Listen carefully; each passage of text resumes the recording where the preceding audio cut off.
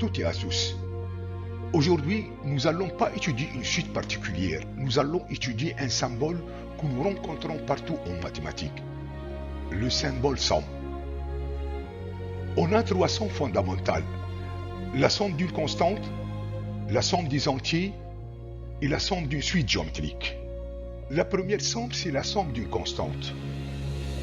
Soit A un réel non nul, n est pi deux entiers naturels avec p inférieur ou égal à n. La somme de k égale à pi jusqu'au n de a, qui est égal à a plus a plus a. Si je répète a autant de fois qu'il y a de termes, c'est-à-dire a fois nombre de termes, c'est-à-dire n moins p plus 1, ça c'est le nombre de termes, fois a. Donc, la somme de k égale à p jusqu'au n de a est égale au nombre de termes n moins p plus 1 fois a.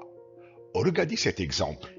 Somme de k égale à 0 jusqu'au 2n de 3 est égal à 3 fois nombre de termes. Or, le nombre de termes ici, c'est 2n moins 0 plus 1, c'est-à-dire 2n plus 1. Donc, le résultat, c'est 3, facteur de 2n plus 1. La deuxième somme, la somme des entiers. K est un entier, n est pi deux entiers naturels avec p inférieur ou égal à n.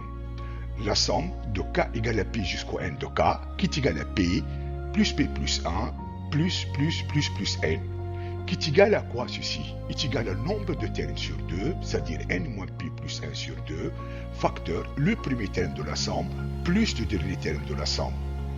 Je vais prendre un exemple. Somme de k égale à 2 jusqu'au 7 de k, qui est égal au nombre de termes, c'est 7 moins 2 plus 1 sur 2, facteur, le premier terme de la somme c'est 2, plus le dernier terme de la somme c'est 7. Tout ça va donner 27. Maintenant, la somme géométrique ou la somme d'une suite géométrique, c'est-à-dire soit A, réel, non nul, k et n et p des entiers naturels avec p inférieur ou égal à n. La somme de k égale à p jusqu'au n de a à la puissance k est égale à a à la puissance p plus a à la puissance p plus 1 plus a à la puissance n. Ceci, c'est la somme de n premiers termes d'une suite géométrique de raison a. On a deux cas possibles.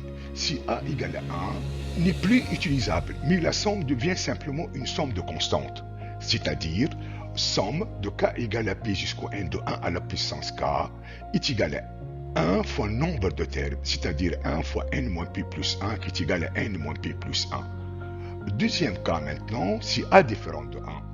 Somme de k égale à p jusqu'au n de a à la puissance k égale à la puissance p plus a à la puissance p plus 1 plus a à la puissance n. Ceci est obtenu par le premier terme de la somme, c'est-à-dire a à la puissance p, facteur de 1 moins a à la puissance n moins p plus 1, c'est-à-dire a à la puissance nombre de termes, sur 1 moins a. Regardez cet exemple. Somme de k égale à 1 jusqu'au 2n de 2 à la puissance k, qui est égal à 2, plus 2 au carré, plus 2 à la puissance de n. Alors, ça c'est la somme de n premier terme d'une suite géométrique de raison 2. Le premier terme de la somme c'est 2, facteur de 1 moins 2 à la puissance nombre de termes, ici c'est 2n moins 1 plus 1, c'est-à-dire 2n, sur 1 moins 2. Tout calcul fait, j'obtiens 2 facteurs de 2 à la puissance n moins 1. Regardons maintenant cet exemple. Pour x différent de 0, on a exponentielle x différent de 1. Alors, somme de k égale à 1 jusqu'au n de exponentielle kx est égale à exponentielle x plus exponentielle 2x plus exponentielle nx. Ça, c'est la somme de n premier terme d'une suite géométrique de raison exponentielle x. Donc, ou exponentielle x différent de 1, donc exponentielle x facteur, c'est-à-dire le premier terme de la somme, facteur de 1 moins exponentielle x, le tout à la puissance n, c'est-à-dire exponentielle nx, sur 1 moins exponentielle x. Remarque importante, la somme se distribue sur une addition, c'est-à-dire la somme de k égale à p jusqu'au n de uk plus vk est égale à la somme de uk de k égale à p jusqu'au n plus la somme de vk de k égale à p jusqu'au n.